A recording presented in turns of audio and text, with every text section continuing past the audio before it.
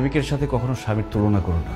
একজন প্রেমিকের কোনো দায়িত্ব নেই, সে অনেক কিছুই করতে পারে, কিন্তু একজন স্বামীর মাথায় তার স্ত্রী, তার সংসার, তার বাবা মা সবকিছুর দায়িত্ব থাকে। আর একজন স্বামী নির্দিষ্ট একজন মানুষকে খুশি করার জন্য চাইলেও অনেক কিছু করতে পারে না। একজন প্রেমিক তার প্রেমিকাকে যতটুকু ভালোবাসে, একজন স্বামী তার স্ত্রীকে অনেক গুণ বেশি ভালোবাসে, কিন্তু সেই স্বামীটা তার স্ত্রীকে তার ভালোবাসা প্রকাশ করতে পারে না, এমনকি বাবা মাকেও তার ভালোবাসা প্রকাশ করতে পারে না। আর সবার জন্য করে যাওয়া এই লোকটাকেই সবাই দোষ দেয়। ওই যে কথায় আছে না, যে করে বেশি তার দোষও বেশি। আমি তোমার পাশে শুয়ে থাকি, কিন্তু তারপরও তোমার সাথে হাসি মুখে কেন কথা বলি না? কারণ আমি তখন চিন্তা করি, আমি ভাবি যে আমার বউটার মুখে সবসময় হাসি কিভাবে ধরে রাখতে পারবো।